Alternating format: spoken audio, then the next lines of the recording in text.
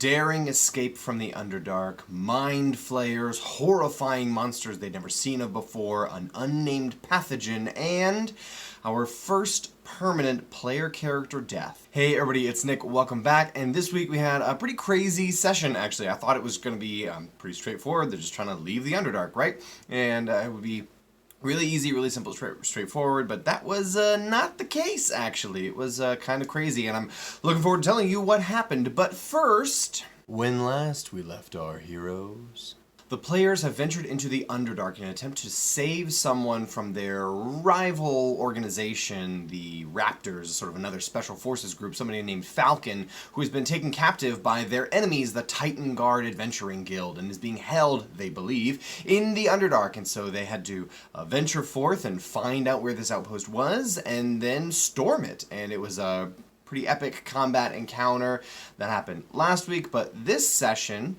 they started off with rescuing Falcon proper and actually talking to him, and I made sure to play him as very a lot of bravado and very like, oh man, I had him right where I wanted him. You know, he's tied up and beaten, and his leg is broken, he's been tortured, and he's making jokes and quips and things like that. For reasons that you'll find out in a moment here, I wanted to make him as likable as possible. They've already interacted with this character before and had great interactions with him.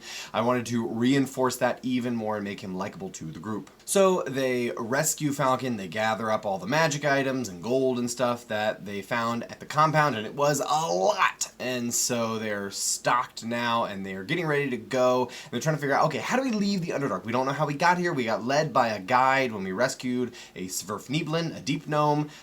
He helped us find our way here. So how do we get out? Luckily, that deep gnome gave us a tuning fork, which he said if you just ring this against a natural outcropping of gems, someone from the deep gnomes will show up and help you. And so they said, okay, I guess we're going to go into the tunnels and try to find some gems and then ring them, and hopefully they can lead us to the surface. But before they left the city area that they were in, Sorel wanted to go back into the city and buy a tiefling slave, not to have, but to free, because he is a tiefling himself and wanted to help out another tiefling in need, while he and Wilhelm, who's acting as his translator, because Sorel does not speak Undercommon, are in that city. Wilhelm also buys a minotaur and takes him with the rest of the party. And this is sort of a way to introduce a guest character, somebody who was playing with us for a session, wanted to play a minotaur, and I was like, I don't know how to incorporate that, so this was the way that we sort of wrapped that in to the session. So this was a guest character that we had for the day. So they begin wandering in the tunnels with their big group in tow, and they very quickly realize that because gems are the currency here in the Underdark, not gold, any natural outcropping of gems here in these well-traveled tunnels around this major metropolis would be kind of like finding a gold bar in the streets of LA or New York. It wouldn't happen because it's well-traveled. So they need to realize they have to go get well and truly lost somewhere that nobody generally goes to or is very dangerous, because there might be gems there. Otherwise, it would have been naturally mined and just picked up by people over time. So they travel in the tunnels for a while, and then they rest. And during that rest, I made a point of having a conversation as Falcon. And Falcon sort of shared with the group, like, hey, in my time in captivity, I had time to think about all this, and I realized, like, maybe it's not all worth it. At a point you look down and your hands are covered in just as much blood as the people you're trying to fight against, and is it really worth it? And he made a point of calling out Varys and saying, you look like somebody who's got a chip on their shoulder against, some people in particular. I don't know who, I don't know what has caused that, but, I relate. But let me tell you, one of these days you're going to look down and realize that maybe you're not any better than those people that you hate. And sort of very, very poignant, very intentional, because Falcon is the person who killed Varys's parents and destroyed his village. He's part of a mercenary company way back in the day who did that. Neither Falcon nor Varys knew this at the time of the conversation. That was an important note. However, Falcon has sort of had time to look back on his life and think, man, I could have, should have done something a little different, and I wanted to impress that on Varys and have Varys have a crisis of conscience over, eventually he's going to find out, and he did this session, that Falcon was the person who is responsible for destroying his village and tearing away his life as a little kid.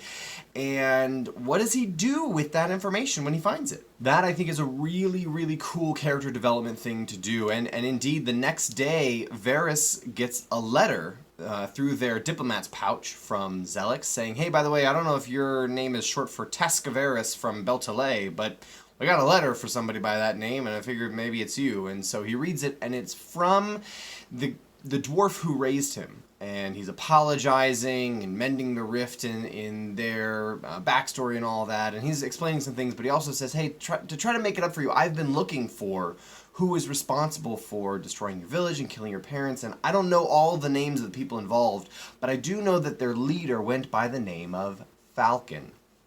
And hopefully this gives you some peace.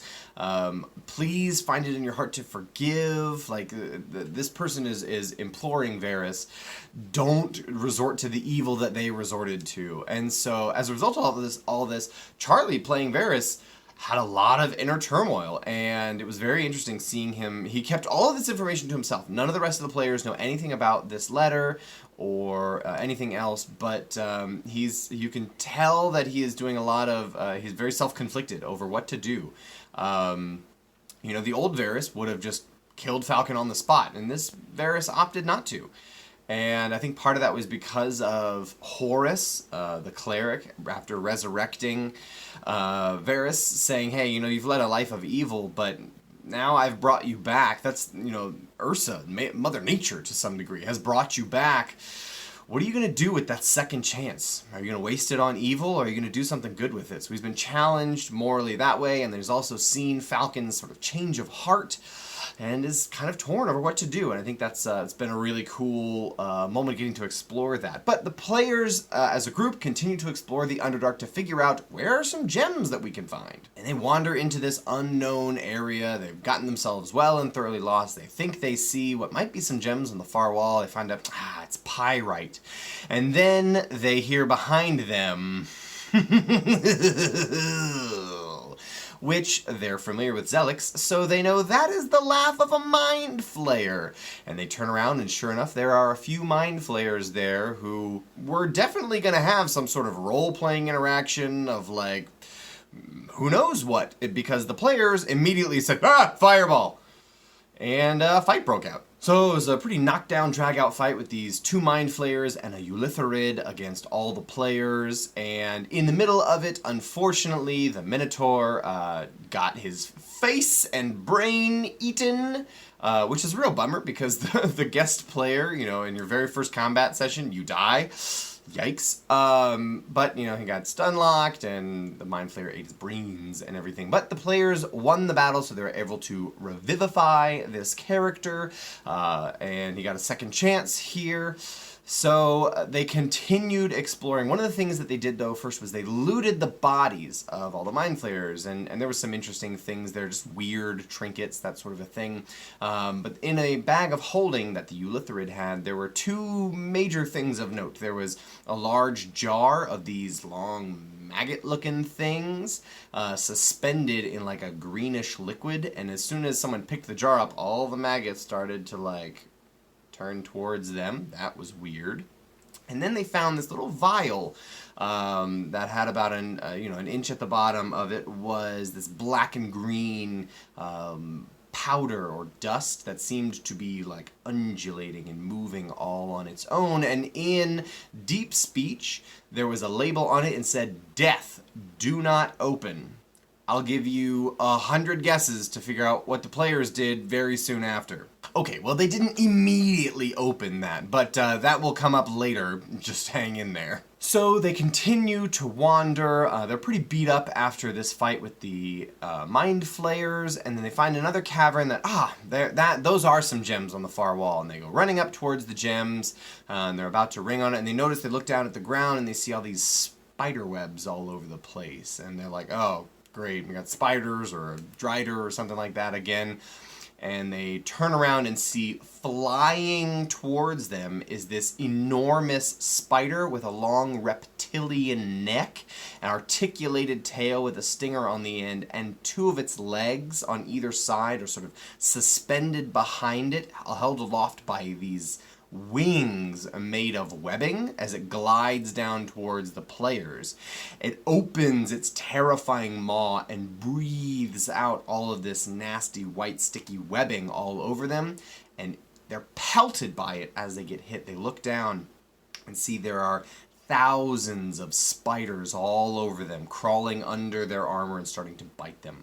This is the horrifying co-creation of myself and a former player who at the table said, wouldn't it be terrifying if there was like a spider-dragon hybrid? And I was like, yes it would. And I actually posted on Reddit about it a couple of years ago, and it sort of blew up for a second. And it was really cool. People were drawing art and making stat blocks and everything. It was really neat. So we have the Drachnid as it has been named, and it was one of the first times I'd ever gotten to use a Drachnid. So it was really cool. I invented it with the help of a player, and I hadn't really used it in a campaign before. So it was neat getting to bust it out, and it was terrifying, which is the goal of a monster like that, right? Is to be very creepy and get underneath a player's skin, make their skin crawl a little bit, and it definitely succeeded in doing that. It was really fun to use. So the players got in a pretty knockdown, drag-out fight with this thing, and looked really rough, and they finally got the idea of like, man, we gotta get out of here. We gotta run, basically. So what if it's like, I got, okay, somebody give me the tuning fork, and I'm gonna run up and ring the gems, and so players are trying to figure out what to do on their turns, and in the middle of this panic, Wilhelm takes out the glass vial that says, "Death, do not open," and he chucks it at the spider dragon. And the vial breaks, and nothing seems to happen. And okay, well, no big deal. And then Terrace the monk jumps up on top of the spider dragon because he's going to try to like attack it from right on top of it, I guess, and maybe stun it from up there. And he tells the players, "Go, run, leave without me." So the players ring the gemstone, and walking out, phasing out of the wall, is Belwar, the deep gnome, the Sverfniblin that they saved, and he goes, because there's a giant spider dragon in front of him as they're fighting, and he says, "Everybody join hands and follow me into the wall." And so the thing is here is if we're all touching, this person can walk through walls apparently, so if we're all touching, he can walk through stone and we will all leave together. And it's pretty tense because Terrace is already up on top of this spider dragon. He doesn't know how he can get back down to the rest of the group. They're all really, really low on hit points. And he's like, you know what, just leave me. I'm going to stay here. And at the last minute, Wilhelm uses Eldritch Blast and hits Terrace on purpose and pulls him off of the spider dragon so that they can pick him up and run with him. On the way out, Terrace unfortunately had dropped unconscious because of all the damage that the spider dragon had dealt to it. It paralyzed it and all those things. And so Terrace is now unconscious, but they're carrying his body out. Awesome. And they're moving through the stone. For minutes, they're moving through the stone. And they finally get to this little self-contained pocket that maybe has some fissures so that there's oxygen, but there's no pathways or tunnels leading to or from it. You have to have walked through stone or teleported to get there. It's at this point everyone is celebrating and cheering and realize, it was really close. It was a terrifying fight that we barely made it out of. And okay, let's heal Terrace. And I remind them it's been more than a minute. It's been a while. Terrace rolled death saving throws. And so I had Jason rolling death saving throws. He failed 2 in a row. He succeeded 2 in a row. And then he rolled a 4. His character had died. And they were like, well, no big deal. We can... Oh, wait. Revivify only works within somebody who's died in the last minute. And we were in the stone for at least 2 minutes. So Terrace died. And that was a bummer, and they sent him off in a really cool way, and they asked the Deep Gnome to sort of carry his body into the middle of the stone and sort of seal him there as a cool memento and preservation of his body, and they carved an inscription on the wall for their dead friend. It was a really cool moment. And they cast Detect Disease, and there wasn't any disease on them because Terrace had jumped up on top of the spider dragon who had that vial broken on them, if you recall. And so they realized, okay, well, none of us are infected with anything.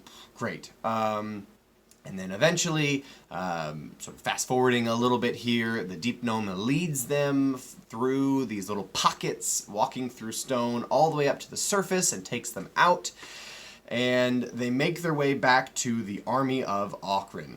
And on their way back through that journey, they found news. They were sent news by Zelix, who said, hey, by the way, the nation of Krell has surrendered to our forces. So we're going to have a big festival, a big celebration in their capital city to celebrate the surrender, as well as a holy day to Cord, whom Aughrin is very loyal to and serves as sort of their main deity in their pantheon. And we're going to have a day of festivities. It's going to be awesome. You should come there. So the players make their way there, and they sort of report back on what happened. They turn Falcon over to their rivals, and the rivals are sort of like, wow, that was, what you did was really hard, and you saved one of our guys. Props. Like, game recognized game, so we're cool now. We're not going to pick on you anymore. And that was a cool moment for the players. They felt like they had proved themselves to these people who kept looking down on them, and it was a big victory for them. They had done something dangerous. They lost someone on their team, but doing so had earned them the respect and the favor of another group who had been looking down on them. And so that was a really cool moment for the players.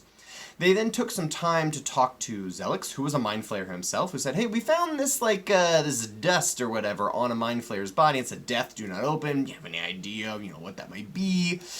And Zelix definitely knew what it was, and it was basically a form of chemical warfare. They didn't have a name for it. The Mind Flayers just called it the pathogen. And basically, Mind Flayers used it they would send one Mind Flayer from a colony, they would send it to an area, a populated area that they wanted to take over, and that Mind Flayer would break it, and the airborne pathogen that had been synthesized from a special type of mushroom or fungi spores would spread throughout. It would obviously kill that one Mind Flayer, but then everybody else for miles and miles, thousands and thousands of them would be dead. A couple of months later, when it was inert, the Mind Flayers would come in and colonize the area really easy. And the players were sort of like, oh, that's really not good. What would happen if somebody had some disease on them and came to the surface? And Zelix was like, that would be really terrible. Like, the whole military would be dead. Capital city here, everybody would be dead. Like, it would be really, really bad news if that stuff got to the surface. And they put two and two together, as well as me telling them that Terrace jumping up on the spider dragon who had the pathogen thrown at him meant he had ingested the pathogen and would be contagious. And so him dying and being sealed in stone was actually the best possible scenario for everybody not getting infected in a massive plague spreading across the nations and dying. I didn't really have a plan for that. I didn't think, I didn't fathom that they would break the thing that said death do not open. I thought they would go back to the Mind Flayer and ask some questions first, and then they could use that as a last-ditch weapon or something like that. But nope, they used it right away. And so there's a massive plague that is spreading through my Underdark currently that's killing off a whole local area, but I'll deal with that later. Luckily, they did not infect the surface world. That was pretty crazy, though. So there was a large day of festivities and lots of festival games and drinking games and magician's duels and rock throwing contests and arm wrestling and archery and a whole bunch of just fun festival days. We'd had a brutal series of sessions in the Underdark, and it had been really rough for the players, as well as really epic and tense and back and forth. And I was like, man, they need some R&R. They need some fun, basically. And so we had a big festival day, and that was really cool. One of the last things that happened is Jason's new character, who was playing this gunslinger, comes up to them and says, hey, I watched you during one of those magician's duels, and I was wondering if you needed a hired gun, literally, because he is a gunslinger. He's got a musket slung across his back, and none of the characters have ever seen anything like this before, and so it's pretty new and novel and interesting, and he touts himself as a mage hunter for hire, and the player's like, well, some of us are mages. He's like, oh, I don't care one way or another about mages. I just want to, work for coin, and the player's like, well, if you're willing to take a sixth of whatever we find, you can join our team. You can't have access to any like classified, awkward military information until you like officially and formally join our group, the Titan Slayers, and take the oath and everything. But you know, until then, yeah, you can tag along with us. So Jason's new character has joined the group, and then the Raptors came up to them and said, hey, you know what, as a token of our appreciation for saving Falcon, you saved our guy, his leg is broken, so we're going to have to get him to a healer, he's going to be out of commission for a little while. We had been told about an old castle, an old fortress that we were going to take over and make our base, but as a show of good faith to you, we'll tell you where it is. You take it over, it's your base. So that's, you know, we're even now, is sort of their mindset with that. And they throw on one extra thing. By the way, this castle, this old fortress, is a Grey Elven castle. And the Grey Elves in my setting are sort of the Dead Empire. They are the incredibly magically advanced first species, basically, the precursors to all other civilized species. And they were wiped out. They've been extinct for thousands of years after a cataclysmic war with the dragons, and finding a totally intact stronghold or castle of theirs is a really rare and cool thing. And so the players are very much looking forward to clearing this thing out and maybe learning some new things about the Grey Elves and what they had been up to. So a big session where the players got to go through a lot of things. I'm really looking forward to seeing how Varys handles this new conflict and watching the players move forward. There's going to be some time where the military is sort of have to, you know, go through regular logistical things and just move before they can attack anyone or anything like that. So the players will have some time to maybe clear out and establish this stronghold as one of theirs, and I will get to use some of the dope stuff in Strongholds and Followers. Fantastic book by Matt Colville, and I've used it before and I love using it, so it's really interesting. I'm looking forward to it. Should be great coming up, but thank you all for watching, and I'll see you next time.